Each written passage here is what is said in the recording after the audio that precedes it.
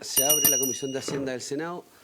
Eh, yo voy a proponerles, si les parece, suspender unos minutitos, entre otras cosas porque hay una urgencia que tiene el presidente, pero básicamente porque el ministro de Hacienda está en una reunión distinta en Economía. ¿Ya? Entonces, ¿les parece que suspendamos unos 10, 15 minutos?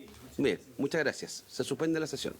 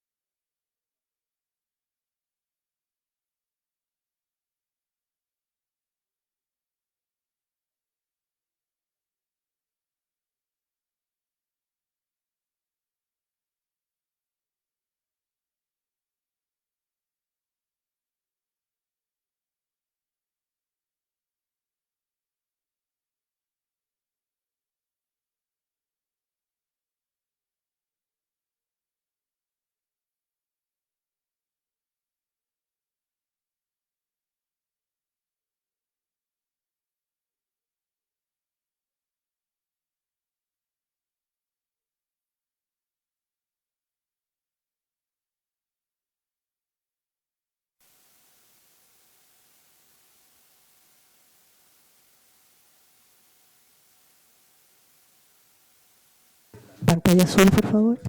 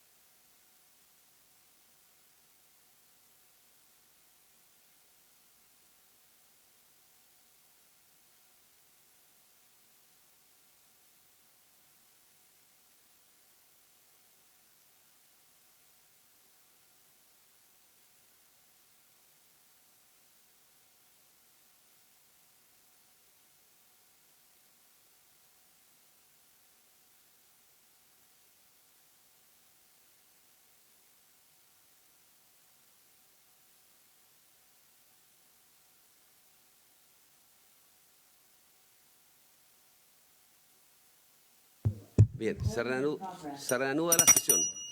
Le damos la bienvenida al ministro don Mario Marcel. Espero que haya tenido una buena visita a las reuniones de primavera del Fondo del Banco Mundial. Entiendo que es lo que está asistiendo, ¿no? Que haya traído la buena nueva. Bien, vamos a seguir con el tratamiento del proyecto de ley sobre cumplimiento tributario. La semana pasada conocimos el proyecto en la comisión, hubo un número bien significativo de preguntas e inquietudes que no pretendo resumir ahora, pero habíamos quedado de acuerdo en lo siguiente y solamente para fines de transparentar cómo viene el proceso. En principio, la idea de esta sesión es escuchar al ministro que va a hacerse cargo de las interrogantes que se plantearon. Entiendo que para esos efectos el ministro incluso trae preparada una presentación, lo cual se agradece, ¿ya? Espero tener un debate sobre estos temas. No agotarlo hoy día y pensando en la próxima sesión, que será de vuelta a la distrital, programarnos mentalmente para tener audiencias sobre esta materia. Ya hay alrededor de 10 u 11 audiencias solicitadas, señora secretaria. Ya no me cabe duda que a partir de ahora van a surgir otras más. Tratar de comprimir esas sesiones, pero hacerlas con un tiempo adecuado. No estoy hablando de presentaciones de 3 minutos cada una, sino que de formando una opinión bien al callo de los temas, que son bien debatibles, para después proceder eventualmente y en paralelo tener a los equipos trabajando técnicamente y ver si podemos tener una votación en general para dar un hito a esta primera parte, ¿ya? Votación en general solamente. Sí, no, yo le había una aspiración, senador Coloma. ¿Ah? Sí, por una aspiración. Sí, senador Núñez. Gracias, presidente. Saludar al ministro, a su equipo. Sí, solo una duda. Si es que dentro de los que han solicitado exponer a la Comisión de Hacienda está la Fiscalía Nacional Económica. Le quería preguntar.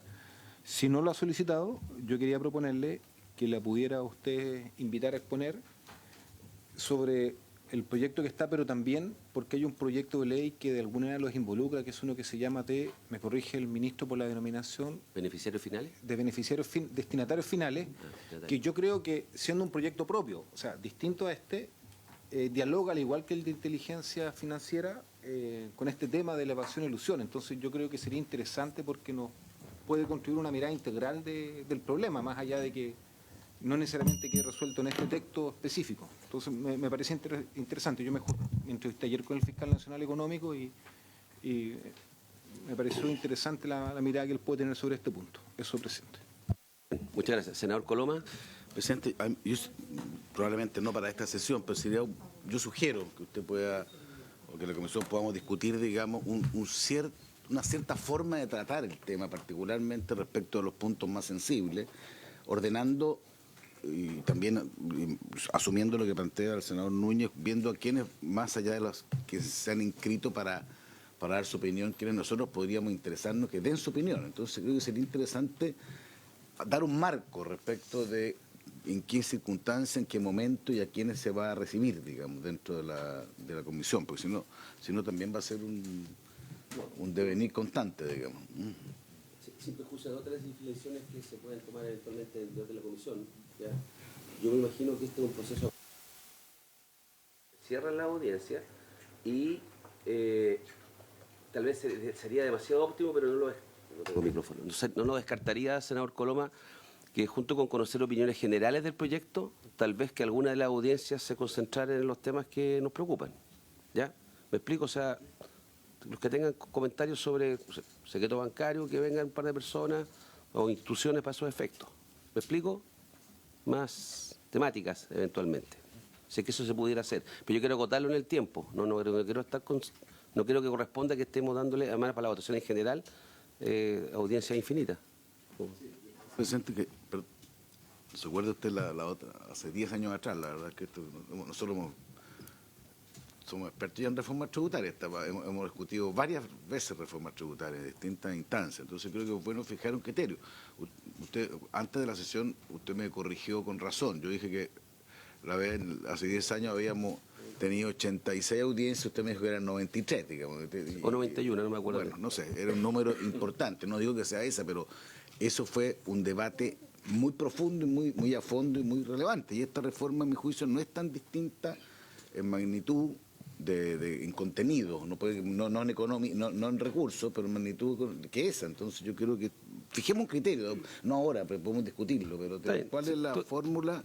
¿Cuáles son los tiempos que vamos a poder oír opiniones respecto de estos temas? Y yo estoy de acuerdo que probablemente hay 4 o 5 temas, puede ir apareciendo otros. Estuve viendo el tema de las tasaciones, quizás otro tema que tenemos que incorporar dentro de lo planteado, para ver cómo profundizamos qué es lo que está detrás de cada una, digamos. Señor Coloma, créame que vamos a hacerlo como lo hemos hecho la mayoría de las veces acá, que es tratar de encontrar un punto de entendimiento que permita discutir con calidad, con tiempo los proyectos. Con todo, creo que este proyecto, y con el respeto que me merece este proyecto con el proyecto tributario, se aleja bastante de lo que discutimos hace 10 años atrás.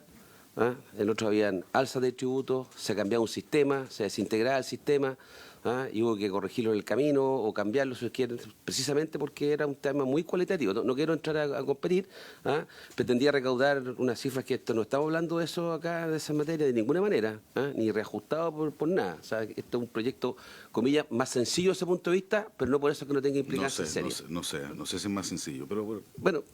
Claro, y ahí se generó la norma, la cláusula general antiilusión también, ¿ves? O sea, desde ese punto de vista es el mismo. Ya. Bueno, si le parece que escuchemos al ministro de Hacienda, ¿les parece? Muy bien. Ministro, lo dejamos con... Bueno, muchas gracias, presidente. Me voy a referir a los comentarios que se hicieron en la sesión anterior, con ayuda aquí de una presentación. Primero quería comentar algunas cosas de carácter más general. Primero, es cierto que hubo intervenciones en la sesión anterior que hicieron referencia a temas de crecimiento, de productividad, que evidentemente forman parte de la agenda de gobierno, forman parte de la agenda del pacto fiscal, pero no necesariamente parte de este proyecto. Sin embargo, en este proyecto hay 2 cosas que son bien importantes desde ese punto de vista.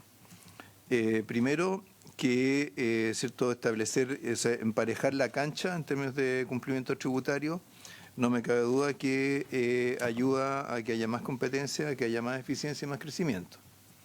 Y en segundo lugar, que el tema de la productividad está muy relacionado con la informalidad en Chile.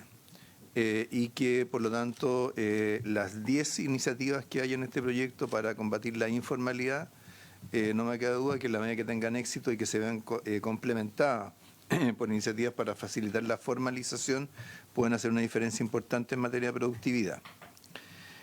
Ahora, siendo todos estos temas importantes, es necesario siempre recordar cuál es el objetivo de esta iniciativa. El objetivo de esta iniciativa es que todos los contribuyentes cumplan con sus obligaciones, no solo en un afán de recaudación, sino que también por un tema de equidad, de justicia y de moral tributaria. Se hicieron varios comentarios sobre evaluación de reformas pasadas. Quisiera recordar que uno de los temas que se han planteado en el pacto fiscal es tener un mecanismo de evaluación y de seguimiento que en realidad nunca antes ha existido respecto de temas tributarios. Es un tema que sería interesante poder conversarlo, incorporarlo en este proyecto, en otro, pero a nosotros nos interesa que haya una forma de hacer seguimiento a una iniciativa de este tipo. Así que también en eso hay que, digamos, de parte del Ejecutivo hay mucha disponibilidad a explorar cualquier iniciativa en ese sentido, a lo mejor tomando algo de lo que se planteó en el pacto fiscal. Lo otro que hay que destacar, que lo comentaron algunos senadores, es el proceso con el cual llegamos hasta acá. O sea, esto no es el proyecto simplemente una copia de los capítulos de evasión y elusión de la reforma tributaria. Entre medio, en todo el año que transcurrió desde el rechazo en general de esa reforma, hubo múltiples instancias de consulta, se estableció una mesa con representantes de los partidos, y está la tramitación en la Cámara de Diputados, a la cual hubo referencia un poco irónica en la sesión anterior, pero sinceramente creo que hubo un trabajo bastante detallado de búsqueda de mejoramiento de esta iniciativa. Esta es una iniciativa que nosotros no la vemos como un cambio copernicano. Movernos desde el extremo en que en Chile se encuentran temas como secreto bancario o norma antielusión no es otra cosa que adoptar prácticas comunes en otros países. Es difícil que podamos entender eso como un cambio copernicano. Se comentó también sobre la suma urgencia. A través de la suma urgencia, el Ejecutivo lo que está buscando no es cierto que este proyecto se apruebe a la rápida, pero que sí se mantenga con prioridad en el trabajo de la comisión. Y por último quería mencionar que respecto de una pregunta que hubo, creo que fue el senador Núñez, sobre el destino de los recursos, nosotros siempre hemos tenido respecto a estos temas disposición a formalizar el tratamiento presupuestario de gastos, ingresos permanentes y compromisos.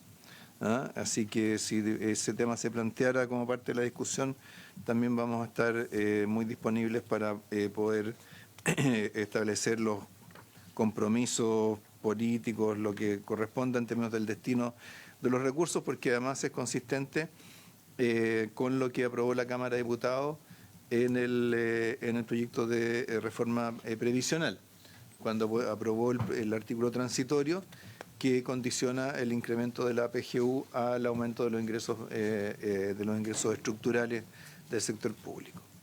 Dicho todo lo anterior, vamos a los comentarios más específicos, partiendo por los que se hicieron a la norma antielusión. Entonces se mencionó esto de que el servicio de impuestos internos sería juez y parte en el esquema que plantea el Ejecutivo, ¿cierto?, del paso de sede judicial a sede administrativa para aplicar las normas antielusión. El Servicio de Impuestos Internos no es juez y parte desde el momento en que existen instancias expeditas judiciales a través de tribunales especializados. Ser juez y parte significaría que el mismo órgano que fiscaliza luego decide sobre el alegato de un contribuyente mediante un acto que tiene la fuerza de una sentencia de un tribunal. Eso no ocurre en este caso porque el acto por el cual se aplica la norma antielusión es un acto administrativo que a su vez es controvertible entre los tribunales tributarios y aduaneros y los tribunales superiores, y por tanto el servicio dentro de los juicios es exclusivamente parte. Esta propuesta no significa retroceder a la situación previa a la existencia de los tribunales tributarios y aduaneros, porque aquí siguen cumpliendo exactamente la labor para la que fueron creados. Tampoco consideramos que esto sea un cambio brutal por el hecho de adoptar prácticas que son comunes en muchos otros países. Luego también en esta misma línea se señaló que se le exigiría al contribuyente probar hechos negativos. Este tema es justamente, se explicó, uno de los cambios que se introdujeron en la Cámara de Diputados a este proyecto al hacer mucho más explícito respecto de quién tiene la responsabilidad por aportar antecedentes. En el caso del contribuyente, lo que se le pide al contribuyente no es probar que no está eludiendo. Lo que se le está pidiendo al contribuyente es argumentar la racionalidad económica de una transacción o de un acto que está adoptando. Aún si ese acto tuviera un efecto tributario, desde el momento que tenga una racionalidad económica, entonces ya no se aplica la norma antiilusión. Entonces yo creo que ese es un punto que es bien importante tenerlo claro. Al contribuyente no se le está pidiendo demostrar que no elude. Lo que se le está pidiendo es demostrar que la operación que realiza tiene una justificación económica o financiera, ¿no? Entonces, esto yo creo que es bien importante para que podamos ir encauzando un poco la discusión, porque esto es bastante claro en la propuesta del Ejecutivo.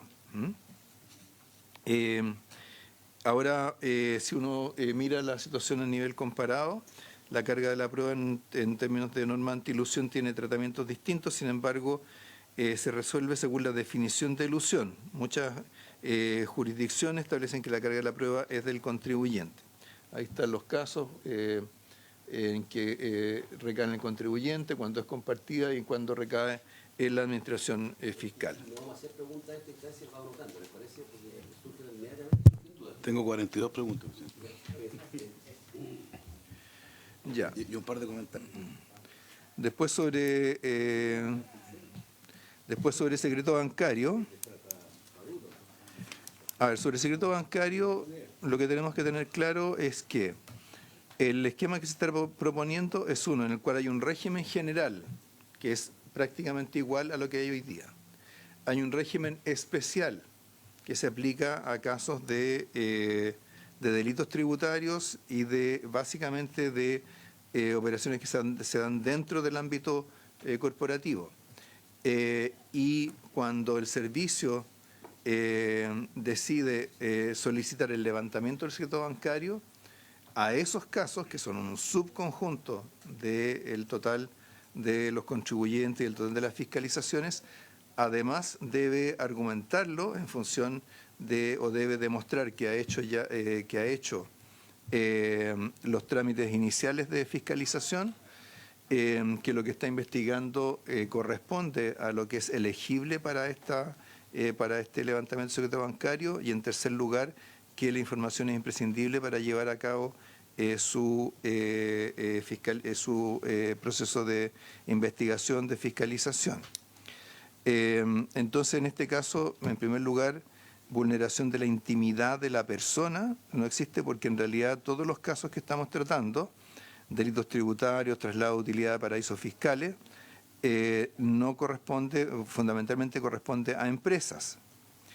En segundo lugar, tampoco podría operar lo que se describió en la reunión anterior como pesca milagrosa, porque aquí lo que se requiere es fundamentar, o sea, en primer lugar, que se trate de un caso elegible para este mecanismo. En segundo lugar, que se asegure que se han cumplido esas tres condiciones, y luego pasar por un juez. Yo entendería que pesca milagrosa significaría, ¿cierto?, solicitar acceso masivo a cuentas bancarias y de ahí ver qué es lo que resulta. O simplemente, aleatoriamente, solicitar el acceso a cuentas bancarias de contribuyentes y ver si se descubre algo. Pero en este caso no corresponde a ni a una búsqueda masiva ni a una búsqueda aleatoria, porque se trata solo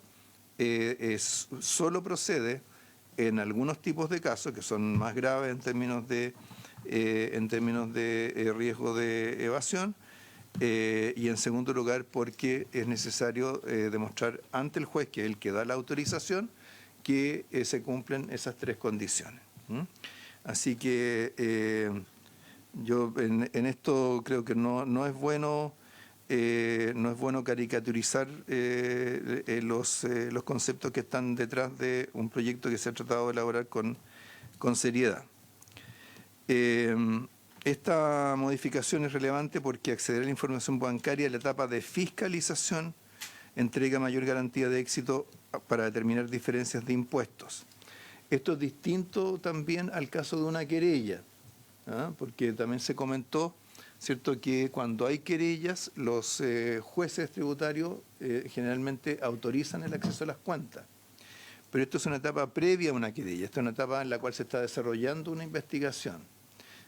¿Cierto?, para presentar una querella, el Servicio de Impuestos Internos tiene que haber sido capaz de reunir medios de prueba.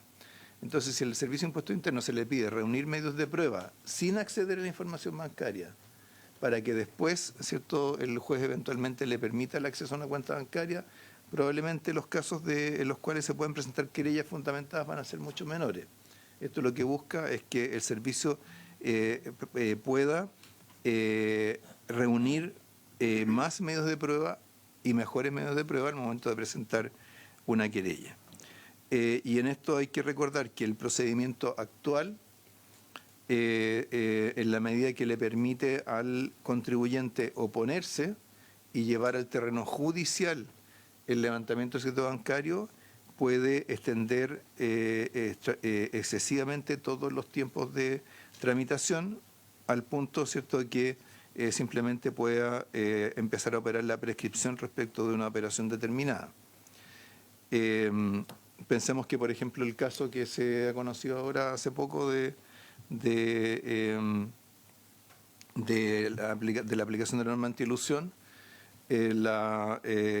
básicamente lo que se está sancionando es un periodo que está dentro del periodo que no sujeto a prescripción, pero que hay varios años previos que quedaron prescritos, pese a que era una aplicación regular de un mecanismo elusivo.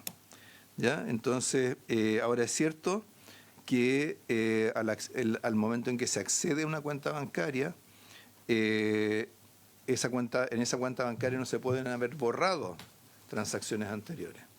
Pero en el intertanto, por supuesto que el contribuyente, si está evadiendo impuestos, puede perfectamente haber articulado mecanismos para disfrazar ciertas operaciones, no desde el punto de vista del movimiento bancario, sino que qué es lo que llevó a generar el movimiento bancario. Eso creo que la subdirectora de fiscalización también puede abundar sobre ese punto. Entonces, digamos, es importante tener claro, una cosa es la rapidez con la que un juez tributario levanta el secreto bancario cuando hay una querella de por medio, al tiempo que puede tomar el levantamiento del secreto bancario cuando está en una etapa de investigación. Luego, en la siguiente lámina tenemos varios comentarios sobre informalidad, porque hubo varias preguntas relacionadas con el tema. Este proyecto considera 10 medidas relacionadas con la informalidad. Informar cuando el contribuyente recibe más de 50 transacciones dentro de un mes, el que los organismos públicos y privados exijan inicio de actividades, el que se aplique el IVA a la compra de bienes en el extranjero a través de medios digitales, la eliminación de la exención de IVA a compras de menos de $41, la posibilidad de determinar la base imponible del IVA a contribuyentes, establecer la trazabilidad de bienes, como hoy día ocurre con los cigarrillos, incautar bienes que sean detectados en la fiscalización tributaria cuando no cumplan con las obligaciones o sean falsos, asimilar la cláusula de establecimientos físicos contribuyentes que venden por medios digitales, se modifica el delito de comercio clandestino para mejorar su aplicación y se fortalece el rol educativo de la Defensoría del Contribuyente.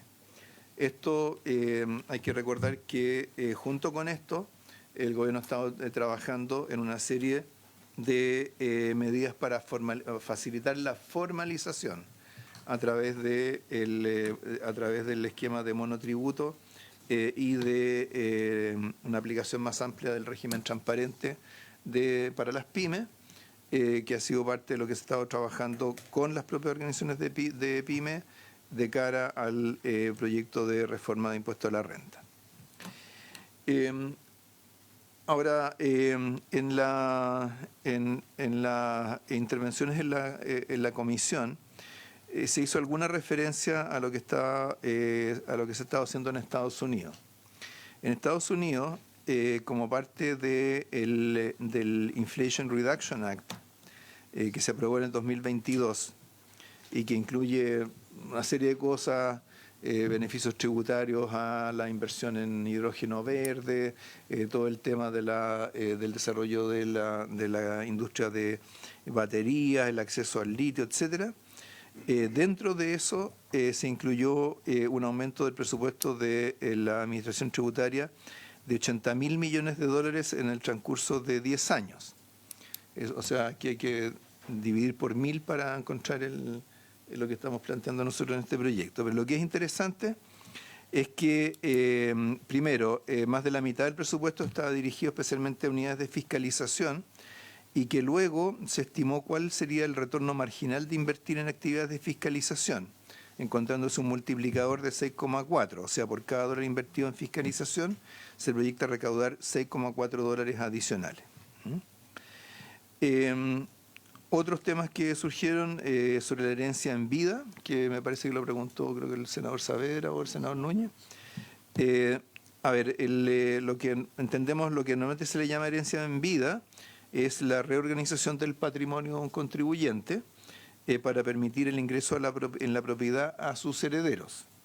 No todas esas operaciones son necesariamente elusivas, pero cuando el único fin es evitar o aminorar el impuesto a la herencia a través de operaciones que carecen de sustancia, así sería una acción elusiva. Por ejemplo, típicamente es cuando se establece una compraventa de propiedades, de participación en empresas, etcétera, y el pago finalmente no se verifica, pasan 10 años y no se ha efectuado ningún pago, y es evidente en esas circunstancias de que ha habido una acción de carácter elusivo.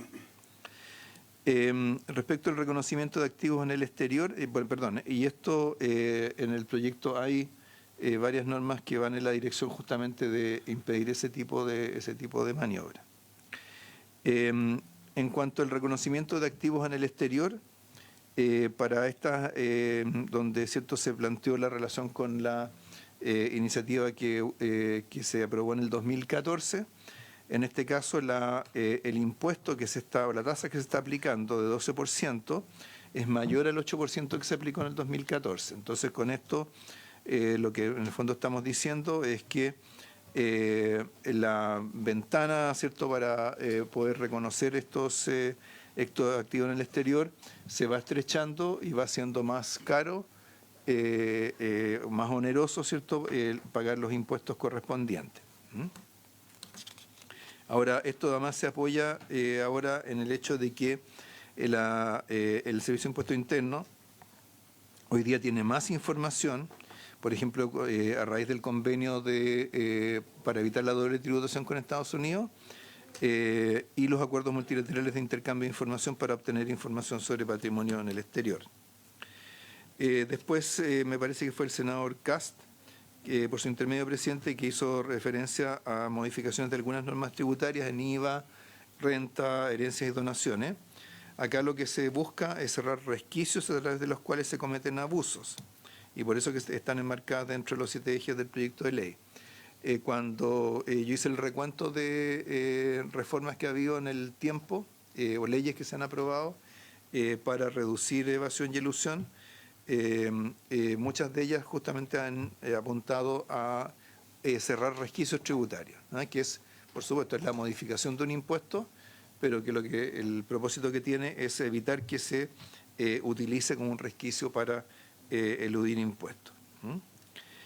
Ahora las modificaciones del 27 bis del IVA simplemente corrige una situación anómala para una operación en particular, el arriendo de inmuebles, ya que la norma ha tendido a que una medida que buscaba financiar el flujo de caja para los primeros meses o años de una inversión termina en la postergación permanente del pago de impuestos, dado que los plazos para restituir el IVA en esta norma del 27 bis supera cualquier plazo razonable superior a los 90 años.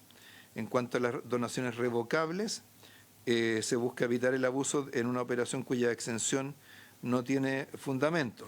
Entonces lo que se hace, ¿cierto?, es que al tiempo que en el caso de donación revocable se paga el impuesto, se establece la devolución de ese impuesto si es que finalmente la revocación se produce.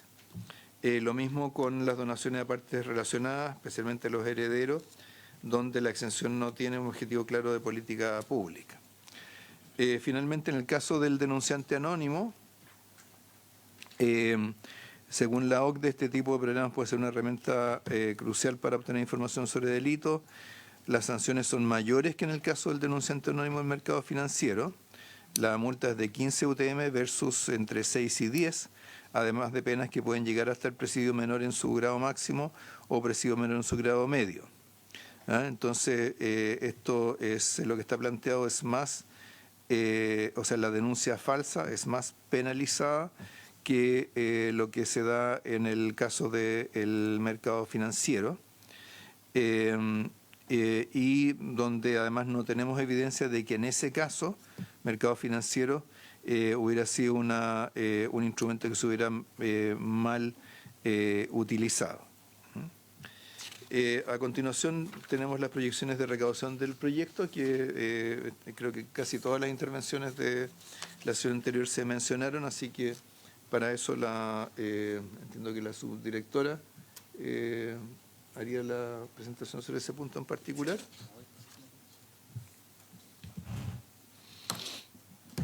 Buenos días, por su intermedio.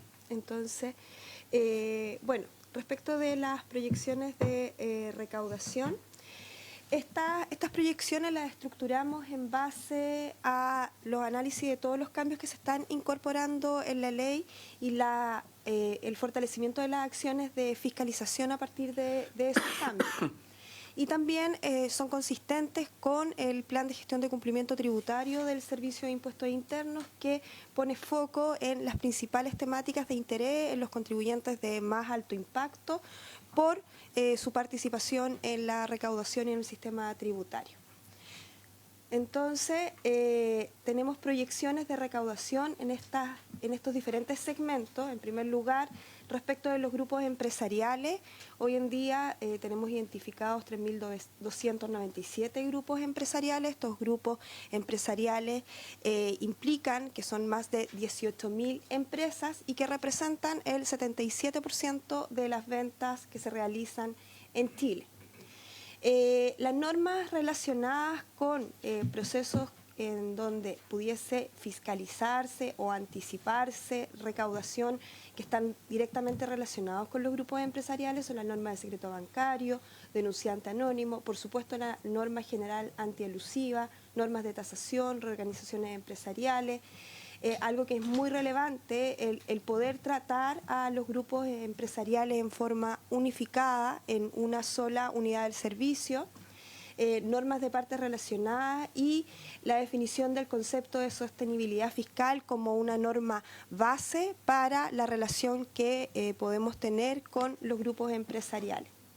La idea es que con este último concepto podamos fomentar un trabajo colaborativo con los grupos empresariales en donde se logre un trabajo transparente tanto de la administración tributaria como de los grupos hacia la administración tributaria para efectos de que se paguen los impuestos que corresponden y se paguen en forma oportuna, idealmente con un trabajo incluso de fiscalización previa. En estos casos nosotros hemos proyectado que existiendo grupos empresariales que al comparar con otros grupos empresariales de similares niveles de venta, de similares operaciones, tienen tasas efectivas promedios menor a segmento de referencia y por lo tanto lo que se buscaría es ir aumentando esa tasa efectiva de impuesto de un grupo empresarial en su conjunto en un punto porcentual al año. Y lo mismo se proyecta elevar la recaudación en un 5% por año como resultado de un incremento de las bases imponibles del impuesto a la renta.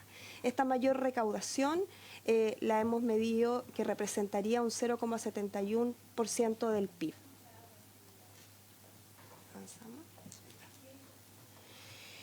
En cuanto...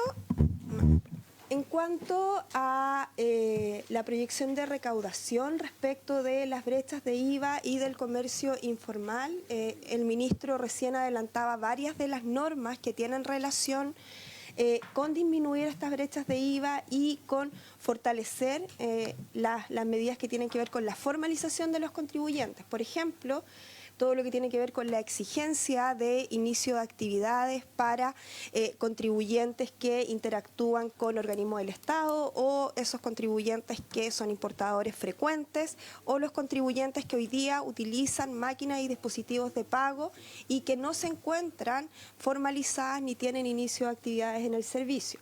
Lo mismo las medidas que tienen relación con la información sobre la cantidad de transferencias bancarias, el IVA de importación en las plataformas digitales, medidas que tienen relación con el IVA exportador, el IVA a los inmuebles que se mencionaba recién en relación con la devolución del artículo 27 bis, las sanciones al comercio digital informal y la exención de importación de bienes de bajo $41. Entonces, en este ámbito, con estas exigencias, con esta nueva información que podría obtener el Servicio de Impuestos Internos, entonces lo que se va hacer es continuar desarrollando controles automatizados que utilizan esta información y que permiten determinar qué contribuyentes no están formalizados o están subdeclarando o están solicitando devoluciones de IVA indebido, con objeto de tener una fiscalización lo más cercana al tiempo real para llegar a estos contribuyentes y que en definitiva se formalicen y paguen los impuestos cuando corresponde. Y el resultado de la estimación de recaudación en régimen con la aplicación de todas estas medidas es de un 0,28% del PIB. En cuanto ahora a los contribuyentes de alto patrimonio, como lo hemos informado ya en los últimos años, el Servicio de Impuestos Internos cuenta con una nómina de contribuyentes de altos patrimonios. Son más de 90.000 personas que tienen un patrimonio individual mayor a $1 millón, o un patrimonio familiar mayor a $2 millones, o ingresos mayores a $150.000 en caso de no tener estos patrimonios. Estos contribuyentes, por supuesto, que tienen un alto impacto tanto en el impuesto global complementario como en el impuesto a la herencia y las donaciones, y por lo tanto todas las normas que están relacionadas con secreto bancario, norma general antielusiva. Recordar que 14 de los requerimientos que se han puesto ante los TTA por norma general antielusiva están dirigidas a planificaciones de contribuyentes altos patrimonios, 14 de los 22 que tenemos hoy día. El tema de las donaciones revocables, donaciones exentas, normas de valoración de activos. Y por lo tanto toda esta información que se suma a la información que, tal como lo decía el ministro, estamos recibiendo de los convenios multilaterales, nos permite tener una mejor revisión de los ingresos que están siendo declarados por este segmento de contribuyentes. Y en ese sentido, lo que se proyecta con estas nuevas normas que van a permitir una mayor fiscalización es que aquellos contribuyentes de este segmento que están hoy día tributando una tasa efectiva menor a sus similares empiecen a aumentar su tasa efectiva y también empiecen a aumentar su base del impuesto global complementario o del impuesto a las donaciones especialmente. Y en ese sentido, la proyección que estimamos con estas normas en aplicación sería que podríamos aumentar la recaudación en un 0,37% del PIB. En términos de tributación internacional, también hay algunas normas que están incorporadas en el proyecto de ley que tienen que ver con precio de transferencia, con rentas pasivas, con paraísos tributarios. Y acá comentar que, de acuerdo a la información que nosotros hoy día ya tenemos disponible, al menos más de 5.000 contribuyentes declararon remesas al exterior por 29 billones de pesos, un 11% del PIB. Tenemos otros 26.000 contribuyentes que declararon tener operaciones en el extranjero. Entonces esa es la importancia de este segmento de contribuyentes, que incluye, por supuesto, a grupos empresariales y también incluye a contribuyentes de altos patrimonios. Pero este es el nivel de operaciones que hay en el ámbito internacional. Y por eso aquí hay dos partes. Una parte que tiene que ver con el aspecto preventivo, y dentro del proyecto de ley se incorporan ciertas modificaciones para que como administración tributaria podamos tener mayores acuerdos de precios anticipados, de precios de transferencia, que esta es una norma que se introdujo en el 2012, pero recién en el 2019 pudimos empezar a firmar estos acuerdos con grandes grupos empresariales en general, y esto nos ha permitido ir asegurando una recaudación de cercano a 523.000 millones con estos 10 acuerdos que están firmados. Las normas que se introducen en el proyecto de ley permiten fortalecer la herramienta preventiva y fomentar los acuerdos con estos grupos empresariales. Y por otro lado, también las medidas como, por ejemplo, multijurisdicción nos permite crear equipos especializados para abordar precios de transferencia y operaciones en el exterior. Todo eso requiere una mayor generación de competencia en nuestros equipos de fiscalización. La mayor recaudación equivalente exclusivamente a estas medidas es 0,05% del PIB, pero también se combinan con las de grupos empresariales que mencioné antes, que eran un poco más del 0,7%. Por último, multijurisdicción. Esto nos va a permitir el poder realizar fiscalizaciones en ciertas direcciones regionales con objeto de ir elevando el rendimiento de las fiscalizaciones del servicio. Hoy día, un contribuyente solo puede ser fiscalizado en la jurisdicción que corresponde a su domicilio. Y es así como tenemos ciertas jurisdicciones, ciertas direcciones regionales que incluyen a una mayor cantidad de contribuyentes, y por lo tanto la posibilidad de fiscalizar a todos los contribuyentes de mayores riesgos en esas direcciones regionales disminuye. Con esta modificación nos va a permitir tener equipos especializados, poder fiscalizar los casos de mayor riesgo a nivel nacional. Por supuesto, todo esto resguardando todos los derechos de los contribuyentes, porque aquí hay una fiscalización que se realiza a distancia, se utiliza el expediente electrónico, la notificación electrónica, y esto nos permitiría también mejorar la recaudación al menos en un 0,06% del PIB. Gracias, señora Carolina. Ministro. Sí, lo último que quería agregar, presidente, es que en relación a los temas de gobernanza del Servicio de Impuestos Internos, que también fueron comentados en la reunión anterior, dado que se cita a la OCDE como fuente de información respecto de las características de esas administraciones tributarias, lo que estamos haciendo es solicitarle a la OCDE que identifique un especialista con conocimiento específico sobre eso, que pueda participar por vía remota, por cierto, en las audiencias de esta comisión, para que pueda responder todas las consultas y dudas que pueda haber al respecto. Claro, los temas de gobernanza. Siempre la alternativa es que nosotros concurramos a la OCDE. No, ya, está bien. Me parece bien, ministro. Muchas gracias. Bien, tenemos la presentación, se abordaron los principales temas. No sé si terminó su presentación, ministro. Bien, se abre el espacio para 42 preguntas y 2 consultas, 2 comentarios. Senador Núñez y después senador Coloma. Sí, no, presidente, sí, la verdad que yo creo que hay hartos antecedentes. Obviamente esto es una temática que da para debatir y se puede profundizar probablemente con las exposiciones, pero yo quería aprovechar que está aquí el Servicio de Impuestos Internos para hacerle una consulta con algunas de las cifras que ellos dieron, que me llaman la atención, y es cuando ellos hablan de que en Chile hay 3.297 grupos empresariales y que ellos representan el 77% de las ventas que se realizan en Chile el 2022. O sea, yo entiendo las ventas totales. Entonces, la pregunta es, ¿esto es como una tendencia que va al alza? ¿Es lo mismo que había 10 años atrás? Porque recuerdo un informe de la ASECH, la Asociación de Emprendedores, que denunciaba cómo, esto fue un informe de fines del año pasado, cómo en Chile había aumentado la concentración económica, y aludía justamente a que las pymes estaban bajando su participación en las ventas y cómo ellas estaban concentrando en grandes empresas. Entonces, me llama la atención el dato porque no deja de ser revelador. O sea, el 77% de las ventas totales, no hablemos de las ganancias. Entonces, eso refuerza el por qué es tan importante que estos contribuyentes que tienen ese peso económico paguen los impuestos que corresponden y por qué explica en gran medida que se esté diciendo que ellos podrían aportar en forma extraordinaria, si pagaran los impuestos que corresponden, 0,71% del PIB, que es una cifra relevante, digamos, si no me equivoco, algo así como 2.100 millones de dólares. Eso, presidente. Bien, vamos a tomar varias preguntas y ahí colaboramos. Juan Antonio, senador Coloma. Gracias, presidente.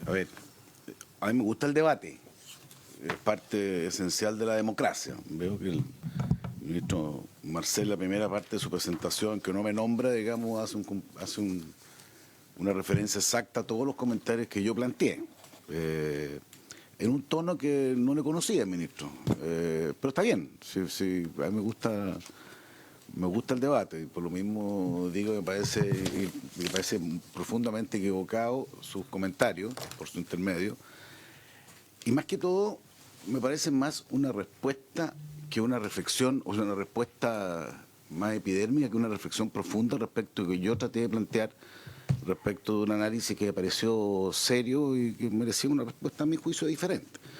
Yo cuando planteo que es un cambio copernicano, es porque a mi juicio es de esa naturaleza. O sea, cuando hay una modificación que sube un 8% los impuestos, hoy día se recauda entre impuesto a la renta e IVA 52.000 millones de dólares, más o menos, esa es la cifra que tengo del último informe.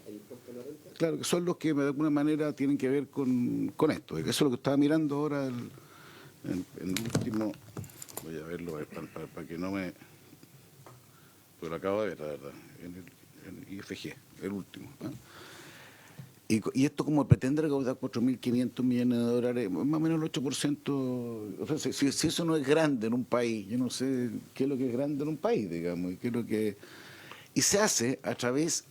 No de un alza de impuestos, que pudo haber sido una fórmula y que puede ser un complemento, que aparentemente podría venir después, sino que bajo un supuesto de que hoy día hay un conjunto de ilusiones o evasiones copernicanos, no sé cómo decirlo, porque se me resulta, digamos, que son cifras que son cantidades que están a juicio de haberse pagado o no pagado. Entonces yo tengo derecho a preguntarme dónde se generan esa falta, que son muy complejas. Cuando me dicen que hay un 50% respecto al impuesto a la renta que no se paga, y cuando veo que de esos solo un 15% de la recaudación se pretende buscar por formalización, es lo que acabo de mirar, digamos. Entonces el saldo no es así. Entonces, si eso no es un tema que hay que demostrar dónde están, a mi juicio, esas faltas o esas filtraciones, a menos que uno quiera ya, no sé, por una visión distinta al contribuyente, tratar de entender de que son todos, digamos, hay un todo sospechoso, en una lógica, digamos, como que nadie cumpla, digamos, y que actúan todos de mala fe, cosa que, bueno, puede ser un cambio bien profundo respecto a lo que yo entiendo debe ser un sistema de recaudación. Y yo traté de hacer las preguntas correspondientes, ¿por qué yo lo veía así? Respecto a la norma general de ilusión, presidente, usted estaba aquí, el cambio de la reforma del 2014, que fue una mala reforma por muchas razones, si tenía alguna cosa que fue un avance, fue la norma general de antiilusión, que fue acordada. ¿Se acuerda usted que hicimos un acuerdo, digamos, físico, lo firmamos? Entonces me cuesta entender que sin tener una evaluación de qué pasó con esa norma, se estén reemplazando, no sé cómo decirlo, digamos, respecto a la calificación de ilusión a los tribunales tributarios, digamos, que había sido para los ministros de la época, digamos, y el gobierno de la época, el gran activo, la gran novedad, que por fin se instalaban los tribunales tributarios con un poder, con una facultad muy específica, y esa facultad, perdona que la diga, pero que se disminuye, no es la misma de antes, si no hubiera habido cambio, digamos, y se traspasa a impuestos internos, que puede representarlo al tribunal, pero eso es algo completamente diferente, digamos. Y esa es una explicación que yo quiero ver, cuál es el análisis de por qué se están reemplazando los tribunales tributarios respecto de eso. No han cumplido su labor, alternativa una, porque sea así, discutámoslo, pero que yo no puedo entender bien que a 10 años de una institución nueva, digamos, no se entienda bien, se dice que hay que reemplazar esa facultad. Es una pregunta que me parece perfectamente legítima respecto del peso de la prueba. estoy leyendo, ministro, tiene que explicar el contribuyente, si me escucha tiene que explicar el contribuyente que el peso de la prueba cambia cuando es algo que es distinto de cualquier servicio, ¿no? En cualquier parte del mundo, tiene que, respecto a un contribuyente, acreditar un hecho negativo o positivo, cuando dice en el fondo tiene que acreditar que no es elusivo, al decir que tiene racionalidad económica. Entonces, ¿por qué eso es un cambio muy profundo? No sé, puede que haya una razón que yo desconozco, pero es un cambio, que no me digan que es un cambio menor, porque es un cambio muy, muy sustancial respecto al tema de fondo que se ha planteado. Yo no he escuchado una respuesta en esa línea, digamos. Y por eso pasa a ser un cambio que a mi juicio necesita mucho más, copernicano, digamos, que necesita mucho más acreditación. Respecto del tema del secreto bancario, si yo le pregunté algo, yo quiero insistir, el secreto bancario es igual que el secreto de los teléfonos, para no equivocarnos, digamos, o de cualquier elemento donde uno tiene dosis de intimidad, es algo que está protegido constitucionalmente, en el caso del derecho a la intimidad, pero que tiene excepciones, obvio. Si yo veo que a través de una cuenta corriente hay un elemento sospechoso, recuerde que usted es autor de un proyecto, digamos, de una ley que generó que determinados saldos tienen que ser reportados para efecto de colaborar en esa tarea. Si eso es así, y se quiere cambiar eso en el sentido, porque hoy día siempre es un juez el que autoriza el secreto bancario. Entonces, yo hice una pregunta que todavía no tengo una respuesta. ¿Cuál es el estudio que tienen ustedes para cambiar esa facultad? Porque hay un cambio, no me digan que es lo mismo, digamos, que en determinadas condiciones ya hay una institución nueva que es referencial, que tiene que hacer constancia, digamos, si se cumplen las causales. Entonces yo quiero ver si los tribunales de justicia, quiere decir que no autorizan el levantamiento del secreto bancario en Chile, porque si usted me dice, mire, hemos presentado 200 casos y me han rechazado 180 casos. Voy a ponerme yo entendería que decir hay algo que no resulta, o que algo que está o mal formulado, o hay pero yo no tengo ni un antecedente en ese sentido. Entonces, a menos que ustedes lo tengan diciendo, mire, ¿sabe qué más? Que hay un sistema que no funciona. Y hay una cosa que dijo el ministro, y eso quiero confirmarlo, o sea, quiero ratificarlo, que hay una cosa muy especial de las cuentas corrientes que no pueden ser alteradas con posterioridad, digamos. O sea, no es que el plazo para estos efectos diga da lo mismo, digamos, porque al final tiene una constancia. Si usted me dice que el peligro es, porque algo le entendí de su argumentación, de que podía prescribir una forma de generar la investigación, si hay una demora, bueno, se le coloque un plazo a un juez. Pero no tratemos de transformar esa facultad del juez, que me parece completamente diferente desde mi perspectiva. Respecto del denunciante anónimo, digamos, yo entiendo, eso no fue explícito, entiendo que ahí se insistiría en el tema que no sea remunerado, digamos, porque recordemos que eso era lo que se planteó en la Cámara de Diputados, pero el oficialismo mantuvo la lógica de que pudiera ser remunerado. Yo también planteé el tema.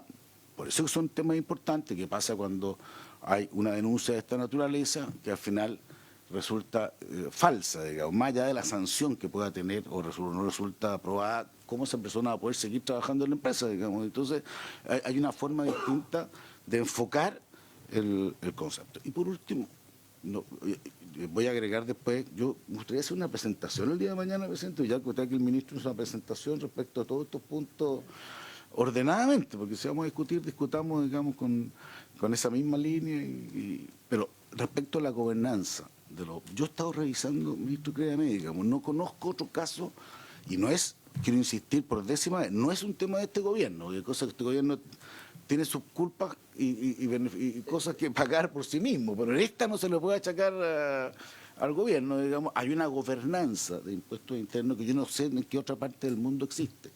Porque yo he estado viendo facultades y gobernanza. Hay un informe de la OECD del año 2011 que explicita.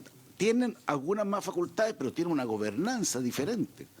Aquí tenemos una gobernanza que viene, pues ha cambiado todo, ha cambiado el Banco Central, ha cambiado la superintendencia, pero aquí seguimos la misma lógica de hace 50 años atrás, que no es culpa de esta autoridad, en donde es nombrado por el Ejecutivo. Es la bala de plata famosa, digamos, que utilizan generalmente los gobiernos. Entonces, yo creo que esto es una buena oportunidad justamente para mejorar con el Servicio de Impuestos Internos. Yo creo que tiene una experiencia muy valiosa de impuestos internos respecto de cómo hacer la tarea, de cómo modernizar esa gobernanza, digamos. Yo he oído ideas de ellos mismos que se han planteado, algunas de las cuales están traducidas en este texto, pero hay que ser más ambicioso porque tenemos que modernizarnos en esa instancia. Entonces, yo quiero ratificar, presidente, en esta primera intervención, pero pues una presentación, digamos, de cuáles son mis preocupaciones.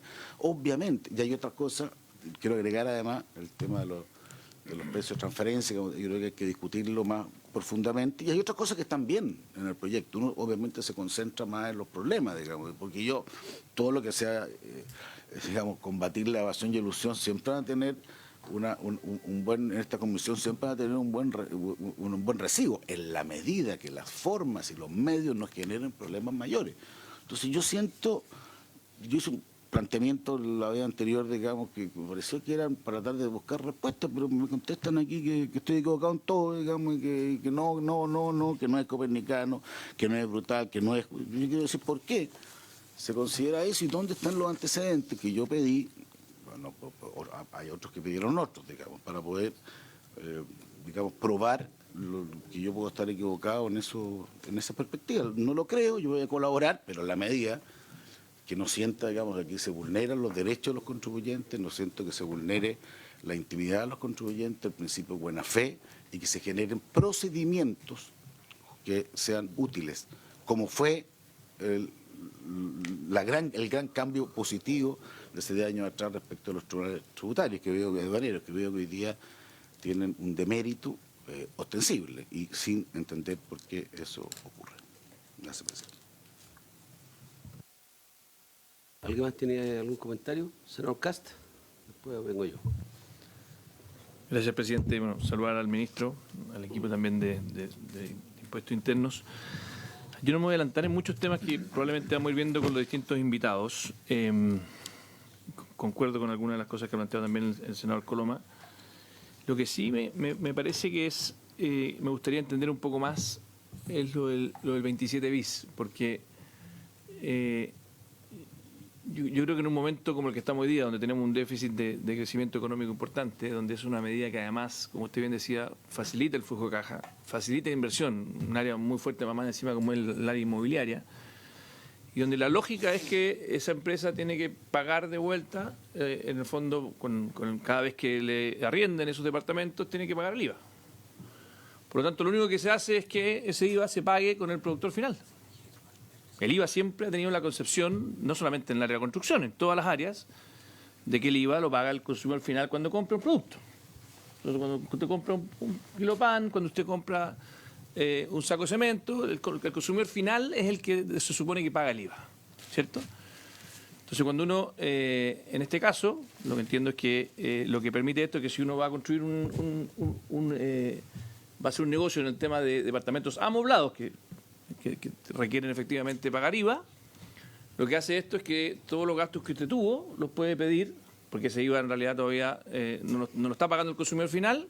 Entonces, y cada vez que lo paga el consumidor final se va restando del IVA que se generó, que se le devolvió al principio, ¿no es cierto? Entonces, esto no tiene que ver con elusión, esto no tiene que ver con que haya una cuestión injusta de que alguien no esté pagando.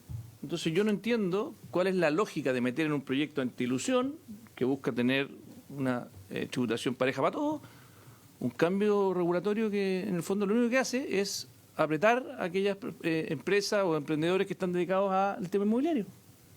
Aquí no hay nadie que esté tratando de sacar un provecho, simplemente el consumidor final, cuando cada vez que esas empresas alquilan un departamento amoblado, tienen que pagar con IVA, ¿cierto? Antiguamente, acuérdense que la construcción ni siquiera tenía IVA, se incluyó el IVA en su minuto. Entonces, y además, déjenme preguntarle, me dicen que esto más encima es retroactivo. O sea, en el fondo una empresa que ya lo hizo, que ya recibió ese IVA de regreso, ¿cierto? Que ya tiene su flujo de esa empresa, esos recursos, tendría que eventualmente, si se aprobara esta ley, buscar recursos para poder pagarlo de vuelta, devolverle a impuestos internos los recursos.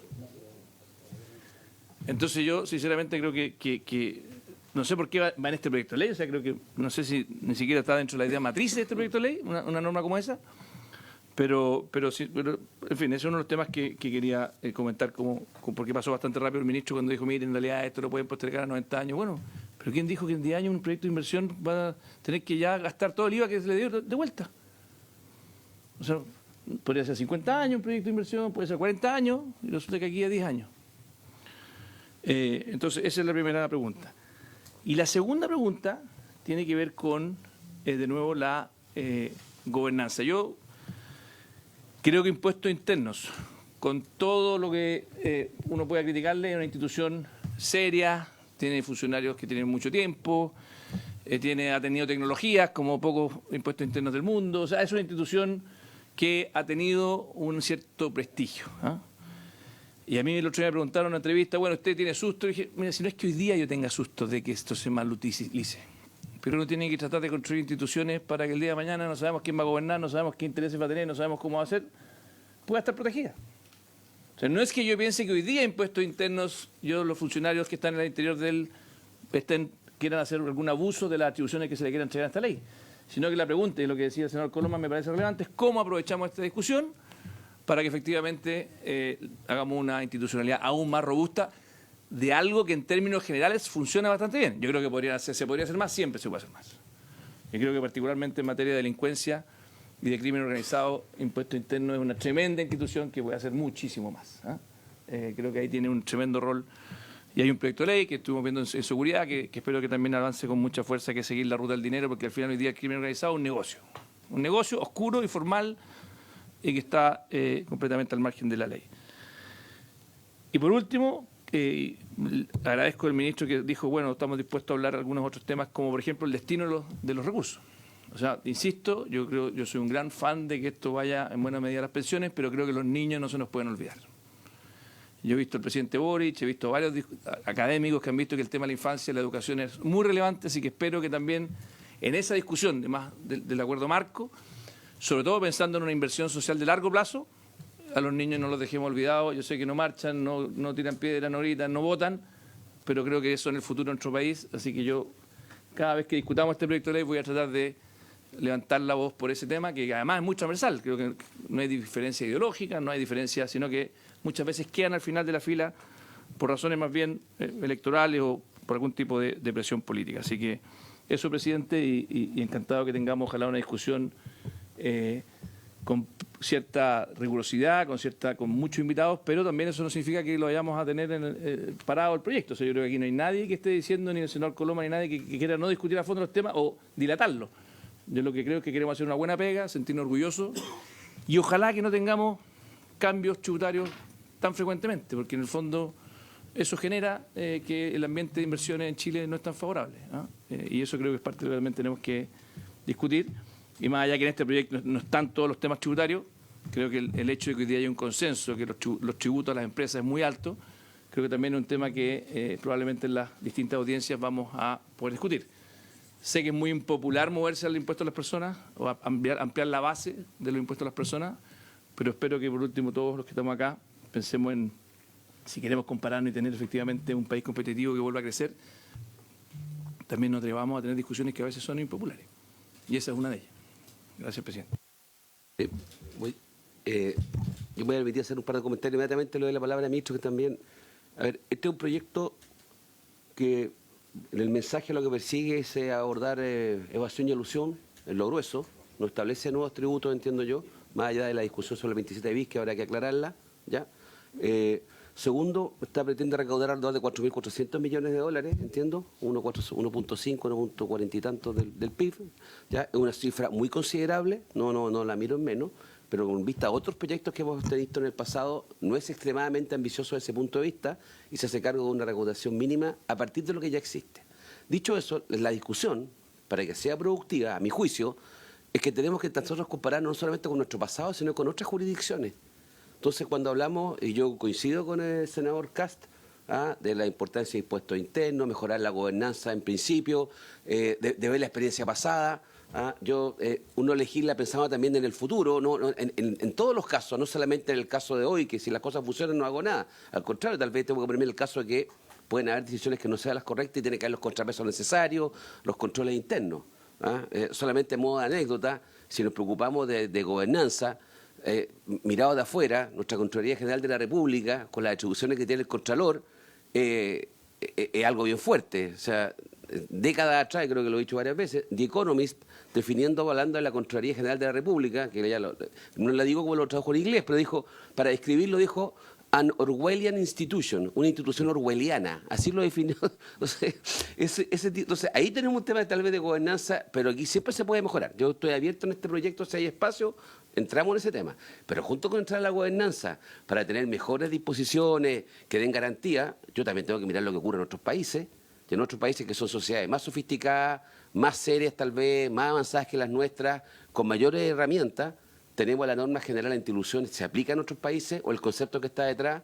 Insisto que acá el gobierno, si quiere, va a tener que remarcarlo. Yo estoy convencido que aquí no se exige probar hechos negativos en esta materia, sino que de demostrar de que las decisiones que se toman desde el punto de vista tributario son para el giro del negocio y no solamente para fines de ahorrar, ¿ya? Y eso podemos tener una discusión eterna, pero primero pongámonos de acuerdo si eso es lo que busca la norma o no, y después diremos si es buena o es mala, pero no distorsionemos como que aquí hay que probar hechos negativos. Lo segundo, en materia del secreto bancario, es bien elocuente la información que hay dando vuelta respecto a otras jurisdicciones también. Entonces, la pregunta es ¿por qué Chile va a hacer una excepción en esto?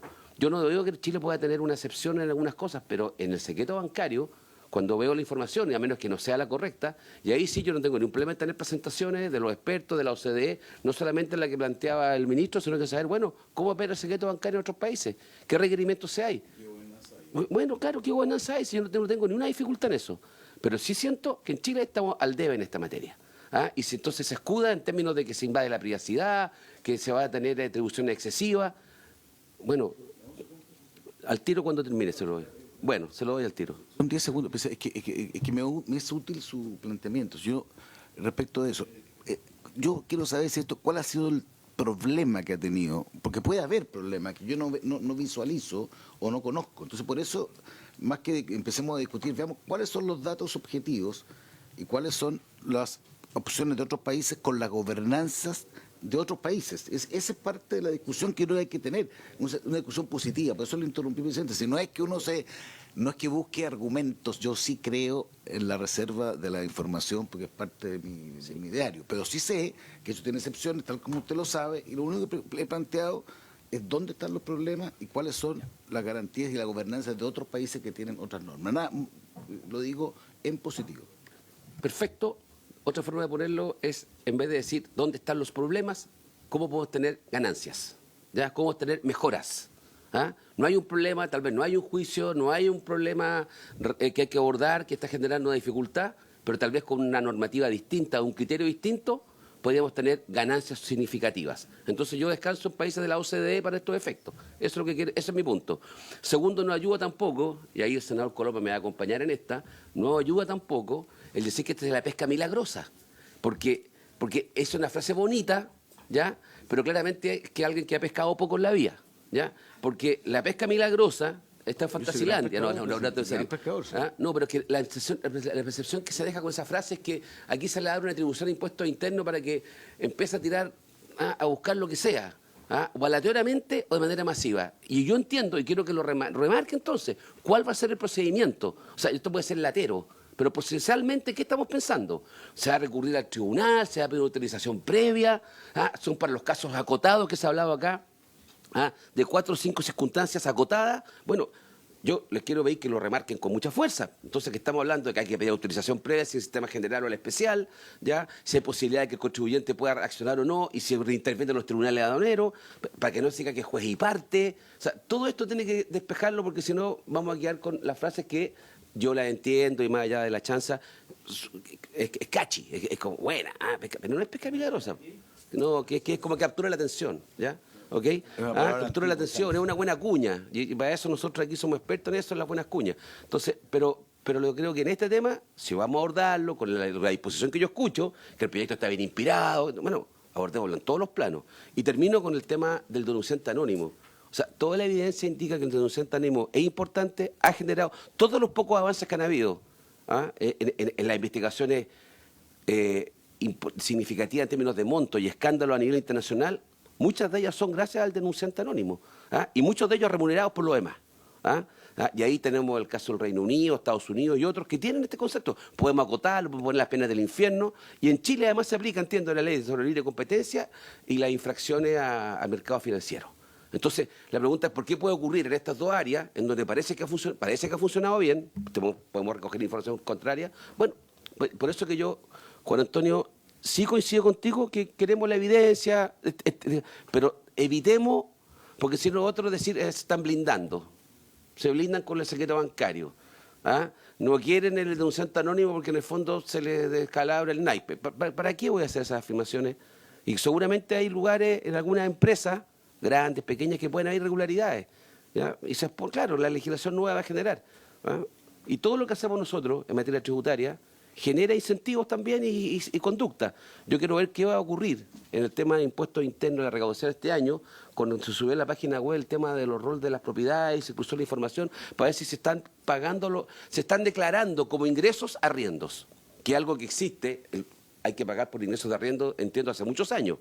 Lo que pasa es que ahora, como hay más información disponible, se cruzan los datos, ¿ah? Entonces yo entiendo, de puro hablar con un par de tributaristas, que han tenido más consultas ciudadanas, para así ponerlo, ¿ah? No de grandes empresas, pero de personas que tenían una o dos propiedades que las arriendan y no lo declaran. Tal vez están tan magros los ingresos, tan bajos, que tampoco van a tener que pagar tributo para tener que declararlo. Entonces, eso es lo que yo digo, que todo tiene un impacto en positivo puede tenerlo. Ya, toda esta lata, porque ocurre que este debate lo vamos a tener, además, como dijo el senador Castro, parece, con las audiencias que viene vamos a poder ayudarnos en esto. Pero es bueno ir centrando el debate, ministro, y yo lo único que le pido al gobierno, al cual apoyo con muchas ganas, es que tenemos que ser, sí, claro, pero tenemos que ser muy transparentes desde el punto de vista del Ejecutivo y categórico. Hay un procedimiento, estos son cómo va a operar, cómo va a funcionar. No solamente el marco teórico, que yo sé que ustedes lo conocen bien, pero para rebatir, en el buen sentido, afirmaciones de preocupación, hay que ser muy preciso.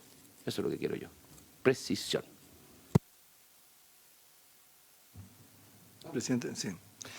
Ya, a ver, recorriendo algunos de los temas que se han planteado. Primero, cuando se habla de grupos empresariales, no necesariamente se está hablando de un gran conglomerado económico. ¿Ah? Son todos los casos en los cuales hay relaciones entre sociedades, relaciones de propiedad entre sociedades.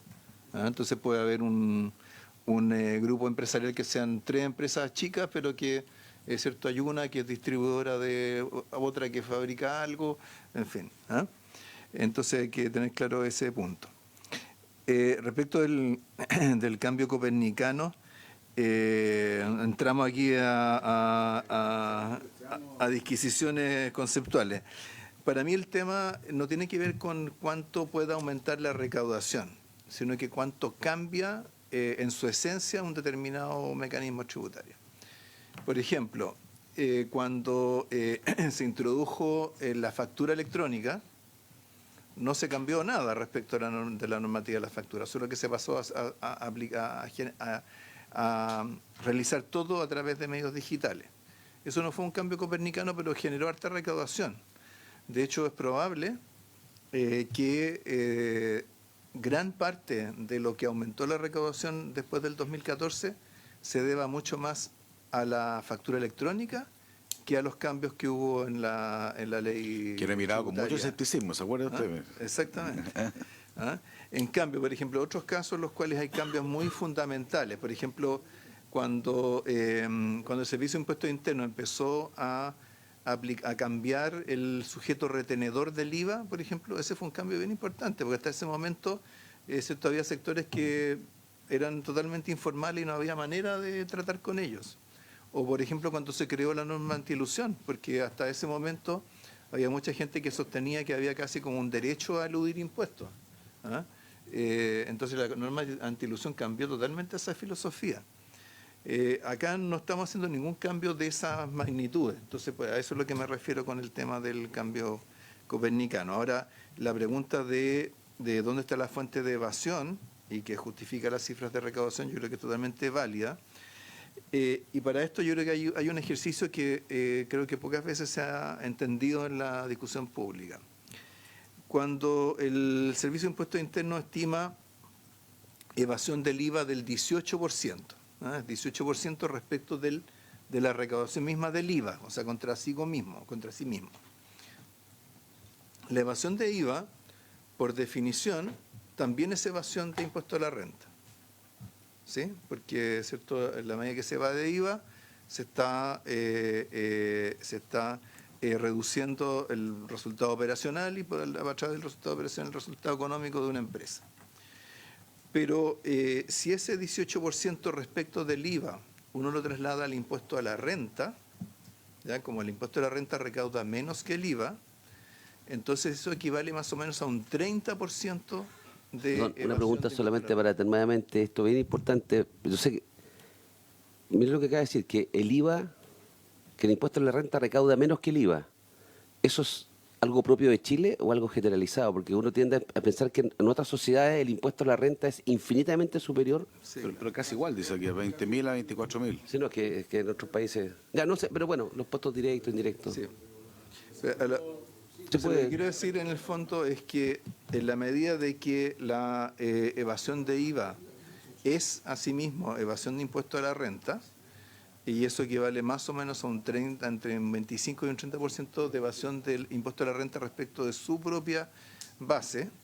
Entonces la diferencia que hay respecto de la estimación que se hizo específicamente para impuesto a la renta en el estudio del servicio y otros cálculos que se han hecho, significa entre 10 y 20% más de evasión de impuesto a la renta respecto de lo que ya genera la evasión del IVA.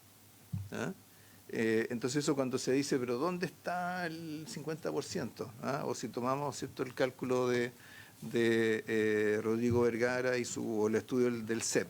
¿Dónde está el 40%? Es una diferencia respecto de algo que es solo una diferencia respecto de lo que ya genera como evasión de impuesto a la renta el hecho de que se evada IVA. ¿Ah? Y el 18% de evasión de IVA no es algo particularmente novedoso en Chile. O sea, cuando yo hice el primer estudio sobre evasión de IVA en Chile, me dio 25%. Corría el año, o sea, eran los 10 años de IVA en Chile, o sea, era como el año 85. ¿Ah? Desde entonces se ha ido reduciendo de a poco, pero esos son los órdenes de magnitud, y ese orden de magnitud nadie lo cuestiona. ¿Ah? Ha habido más cuestionamiento respecto de la cifra de impuesto a la renta, pero como digo, esa diferencia se corresponde a una fracción del 50%, del 40%.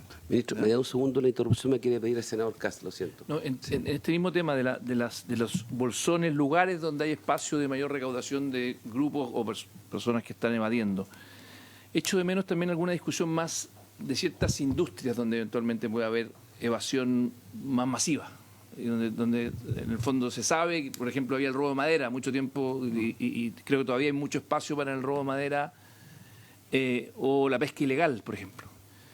Entonces me gustaría que ojalá, así como estamos hablando de que la gobernanza es importante de impuestos internos, si vamos a meternos en serio, que nos metamos en ciertos ámbitos donde sabemos que hay un hoyo negro de una cantidad de recursos que no se están pagando tremendo y nadie se atreve a entrar a esos mundos, para que ojalá no solamente discutamos la gobernanza de impuestos internos desde el punto de vista de arriba, sino que también de la musculatura que tiene impuesto interno para poder entrar en ciertas industrias donde es conocido, O el comercio ilegal, digamos. o el comercio ilegal es conocido de que en el fondo hay un lugar donde nadie se atreve a entrar y porque es muy peligroso, porque hay muchas mafias, porque, en fin, o sea, para qué decir narcotráfico, pero en el fondo hay industrias donde es conocido que hay un bolsón de recursos infinito, muy grande, y donde están completamente al margen de la ley, o sea, son invisibles. Entonces me gustaría también que ojalá fuese parte de la discusión que tenemos en este proyecto de ley. Sí, o sea, el tema de trazabilidad que yo mencioné en el recuento, justamente apunta a ese tipo de situaciones, que se combina con la otra norma que establece como un delito el transporte de mercadería sin su situación tributaria al día. ¿Ah? ¿Ah? Se permite la incautación. Claro. Es delito, pero se permite incautar. O sea, para la madera ya se legisló sobre el tema. ¿Ah? Claro, pero aparte de eso hay robo de cobre, robo de salmones. ¿Ah? Pero perdón, presidente, si me permite, que la diferencia, estas cosas son delitos, lo que pasa es que se puede incautar ahora, esa es la diferencia, ¿no? ¿Ah? Sí, se Sí. incluye la incautación Esa es la... Y más pena, pero hoy día son actos, para que no si alguien está viendo la televisión, no crea que no es delito el hecho de transportar cobre, por ejemplo, sin guía de despacho. Digamos, eso es delito. Lo que pasa es que entiendo que aquí hay dos cambios. Que efectivamente se aumenta la pena, que me parece bien, y se puede incautar, que es un tema que siempre se discutió mucho, que se hacía después con la mercadería. Presidente, muy breve. Además, en el caso de robo de madera, una de las cosas que fue muy efectivo es que se les permitió incautar también el vehículo, el camión. Entonces, lo que le empezó a pasar a los que robaban madera, que no encontraban quién les transportara la madera. El camionero decía, compadre, no me meto en esto porque no pierdo finalmente mi fuente de trabajo. Sí.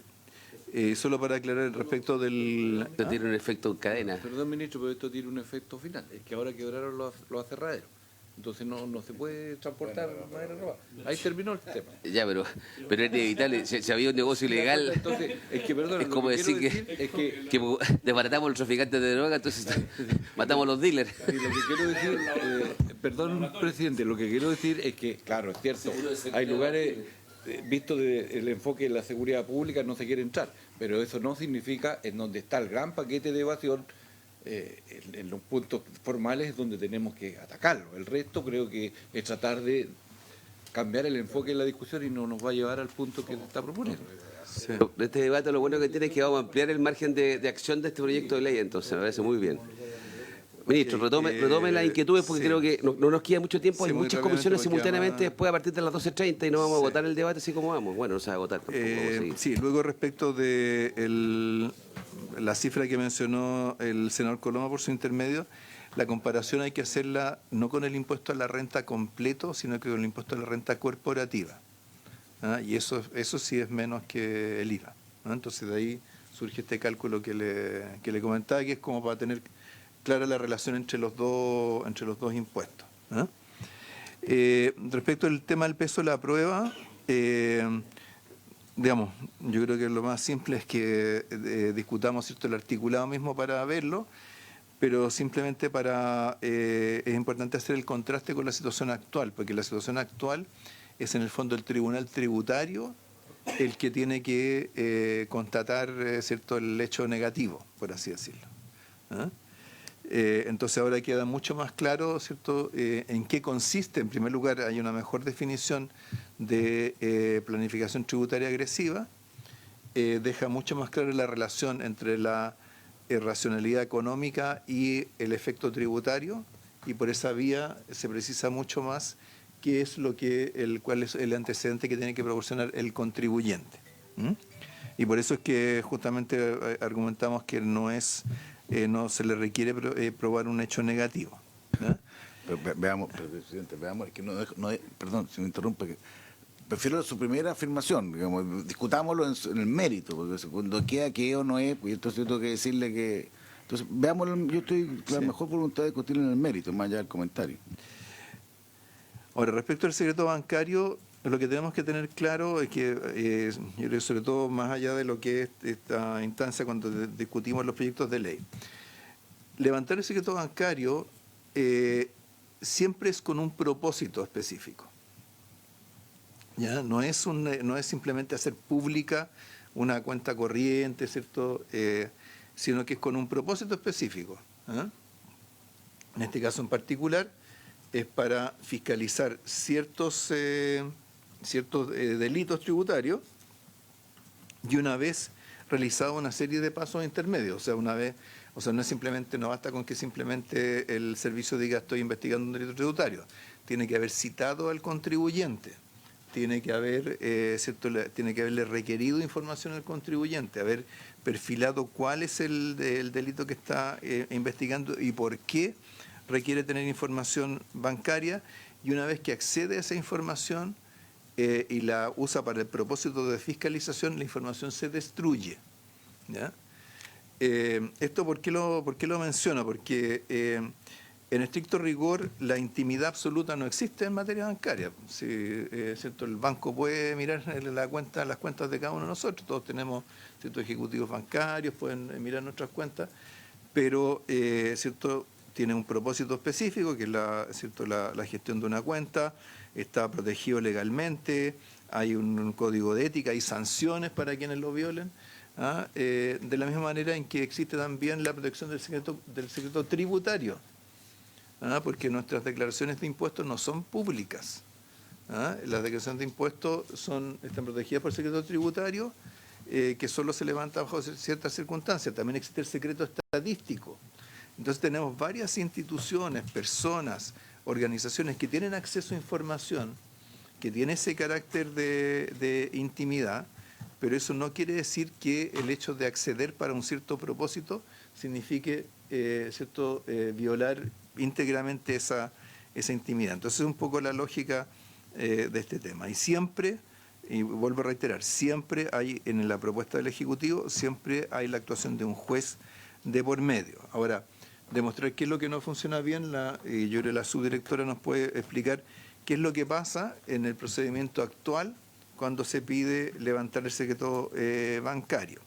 Pero antes de dejarle ahí ese punto, quería mencionar un par de cosas más. Sobre la denuncia falsa, yo creo que hay un tema que no está todavía, me parece, bien recogido en el proyecto, que es el tema de cuando la persona que denuncia hace publicidad de la denuncia.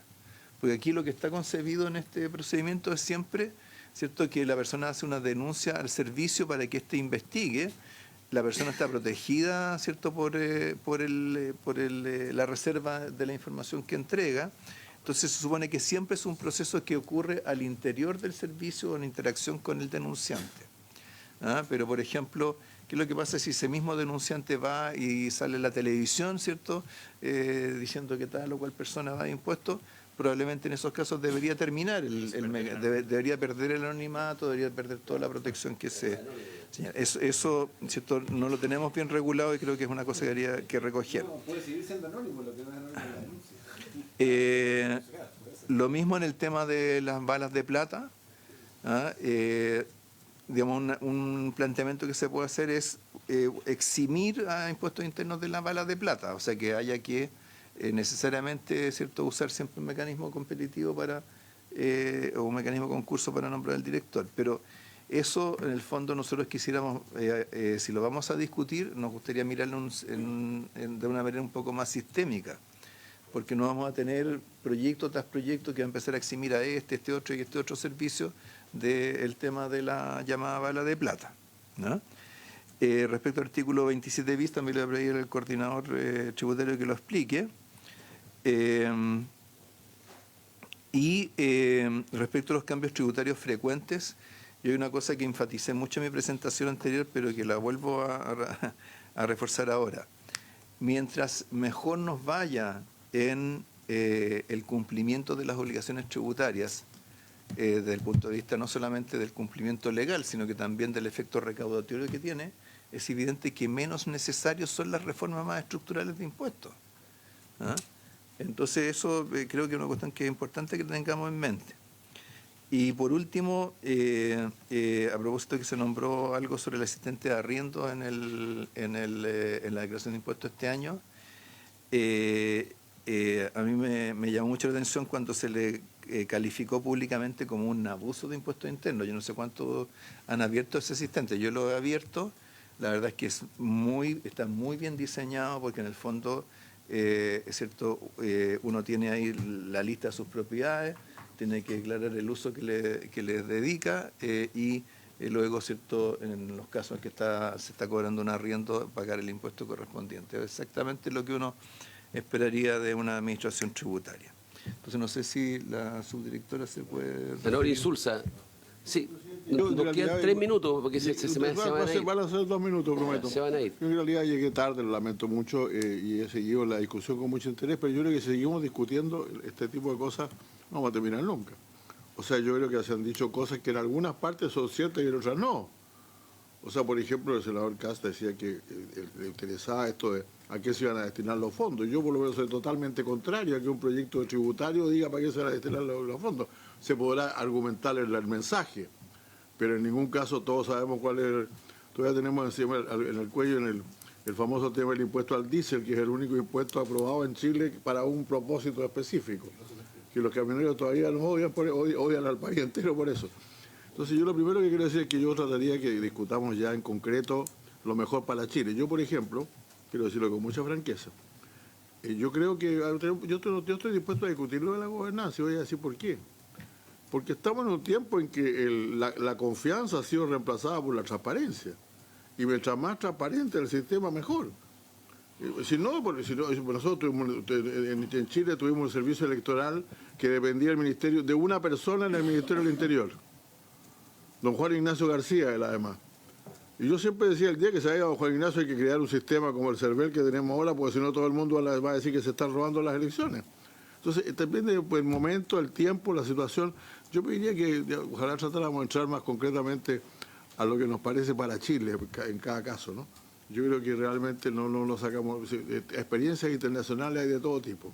Hasta hay, lo estoy proponiendo, ministro, hasta hay muchos países en los cuales el que junta el ministerio que junta la plata es distinto del ministerio que asigna la plata, pues. Empezando por Estados Unidos, por ejemplo. Pero o sea, experiencia, yo quiero decir que experiencia existe para todos, presidente. Sí. Muy bien, si vamos a continuar, creo que responda el tema 27 bis, o la subdirectora. Secreto bancario, subdirectora, disculpe. ¿Dónde están los temas que han encontrado la dificultad? Sí. En relación con el secreto bancario, me gustaría aclarar que esta es una facultad que el servicio utiliza exclusivamente en procesos de auditoría. Nosotros realizamos del orden de 5.000 a 6.000 auditorías en el año y cuando nosotros tenemos todos los antecedentes del contribuyente, el proceso de auditoría básicamente consiste en que el contribuyente aclare, aporte nuevos antecedentes y este proceso concluye en un plazo de 6 a 9 meses con el contribuyente al frente y se determinan las diferencias de impuestos que pueden pasar para otros procesos de reclamos posteriores. Ahora, hay casos en donde no contamos con todos los antecedentes, el contribuyente no aporta los antecedentes, no quiere aportar los antecedentes, o por ejemplo, en las mismas situaciones en donde existe delito tributario, no encontramos información y ahí es donde recién el servicio activa este proceso de levantamiento del secreto bancario. ¿Por qué es una facultad que no es muy utilizada en el servicio hoy día? Porque en cada una de las solicitudes de levantamiento del secreto bancario, estas ha concluido entre 12 a 18 meses después.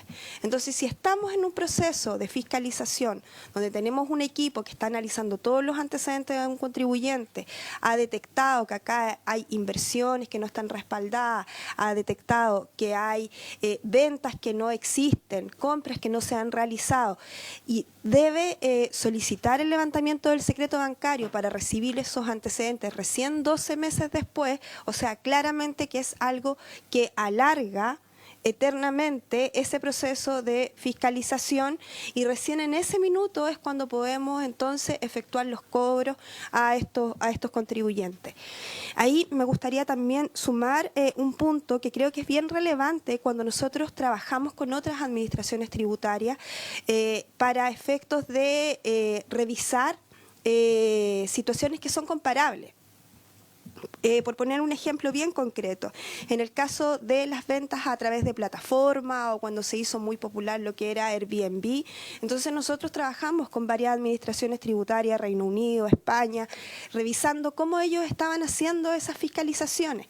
Entonces, iba todo bien, vamos a hacer un levantamiento de información, un levantamiento de bienes raíces, un levantamiento de compras, de importaciones, de esto, de lo otro, y llegábamos a un punto en donde la Administración Tributaria Española decía, no, pero yo aquí accedo a la información bancaria.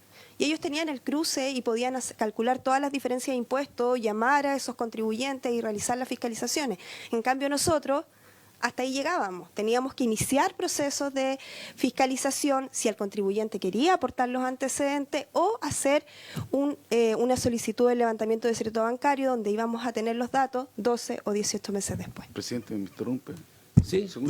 Es que yo estudié el caso de España y ahí tiene una gobernanza completamente distinta y las facultades tienen un proceso judicial bastante más profundo. En el caso de España, particularmente, podemos discutirlo otra vez, pero mi pregunta es distinta. No sé, subdirectora, digamos, es que no sé bien si usted tiene el dato, yo quiero ver el dato respecto de qué porcentaje de peticiones de alzamiento secreto bancario son rechazadas. No sé si tiene el dato. Y si el tema es porque me parece legítimo. El tema es el tiempo, que se demora mucho. Bueno, uno puede resolver lo mismo con un plazo, digamos, respecto del cual se puede haber un pronunciamiento judicial, pero de ahí a cambiar el esquema es lo que yo digo, ahí es donde a mí no me calza, a menos que usted me diga, y puede ser, no, yo lo que he visto, pero puede ser que usted me diga, sabe que más el 50% de las peticiones son rechazadas. Eso podría ser un tema que uno diga, pero no sé si tiene ese dato, si puede buscarlo, y si no se puede resolver, a mi juicio, de mejor manera, ese inconveniente que es el tiempo, generando plazos respecto del sistema actual. Estoy haciendo sí, pero sin que cambie, digamos, o sea, sin saltarse, voy a hacer una palabra, o sin, para que no sea, sin omitir el proceso de petición judicial. Se lo dejo como presidente, se lo dejo como para que lo pueda ver. Sí. No, sí, gracias, senador Córdoba.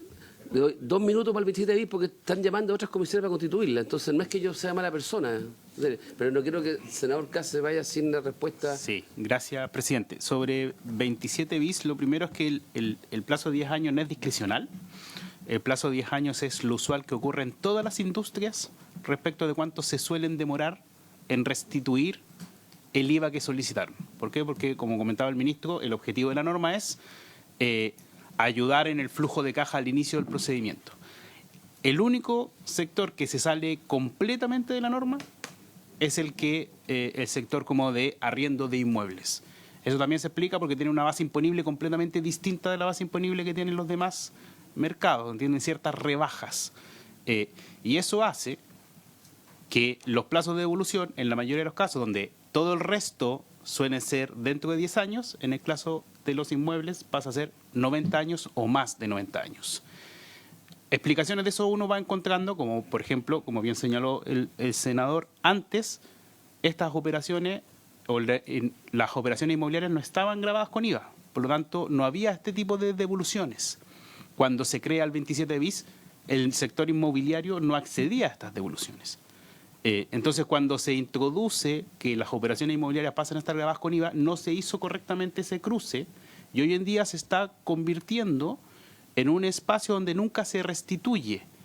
Y eso sí da espacio a operaciones abusivas. Porque si yo nunca restituyo y transformo una devolución que yo tengo que restituir en un efecto permanente, ese no es el espíritu de la norma. El espíritu de la norma es que yo debo devolverlo. Entonces, y solo comentar que adicionalmente a esto, producto del trabajo con la Comisión de Asesores en la Cámara de Diputados, se cambió la forma de contar el plazo. El plazo ahora es a partir del año en el cual yo empiezo a generar operaciones grabadas, siempre y cuando en total no transcurran más de 15 años. Entonces, estamos estableciendo un plazo máximo de 15 años de restitución, que de nuevo excede a la regla general en todos los casos. Y esto es algo que en su momento se conversó, de hecho, con representantes de la Cámara de la Construcción. Otra opción que uno también podría analizar es, bueno, revisemos la base imponible. Entonces, eliminemos las deducciones de la base imponible. Nosotros hicimos esos cálculos. Eso da menos de 10 años. Entonces, en definitiva, ese sector es el que se escapa completamente del sentido de la norma. Y eso evidentemente que es un llamado a uno que tiene que revisar si es que sigue cumpliendo o no el espíritu de una medida que su objetivo es financiar los primeros años, no transformarse en un efecto permanente. El 27 bis nunca buscó ser un efecto permanente para el contribuyente, que nunca se restituya el IVA. Ese no es el espíritu de la norma, el espíritu de la norma es otro. Entonces, cuando se empieza a distorsionar, requiere, digamos, una revisión. Perdón, pero aquí, lo que me parece increíble es que pongamos la norma como el fin en sí mismo. El fin en sí mismo es que uno pague el IVA cuando el consumidor final lo paga. Por lo tanto, que tú me obligues a una persona que está emprendiendo a pagarlo antes, no tiene sentido. O sea, en el fondo, lo que debiera ocurrir, aunque se demore 20, 30 años, es que efectivamente ese IVA ya te lo paga. De hecho, lo que ocurre en la práctica es que cuando tú construyes algo, pagas el IVA adelantado. Y lo que hace el emprendedor es simplemente, ¿sabe qué? Dado que quiero emprender, devuélvamelo, porque es un impuesto que yo lo pagué sin que el consumidor final me lo haya pagado, y lo único que hace la norma es que me lo va pagando mientras el consumidor final va consumiéndolo. Entonces, no es ni siquiera una ilusión, porque ese emprendedor o esa empresa no recibe nada de lucro, solo va a recibirlo en la medida en que le empieza a llegar ese arriendo. Y cada vez que le va llegando ese arriendo, va pagando el IVA. Entonces, si ustedes tienen un problema con la base imponible y otro, bueno, es otra discusión. Bien. Pero empezar a distorsionar el fin es que el consumidor final pague el IVA, me parece que no corresponde. Ya. Esto va a quedar claramente para el debate que vamos a tener en detalle cuando veamos la norma y el artículo respectivo. Sería bueno los cálculos Ya. igual que los Bien, perfecto. Bien. Ya, habiendo cumplido la instalación, esta se levanta.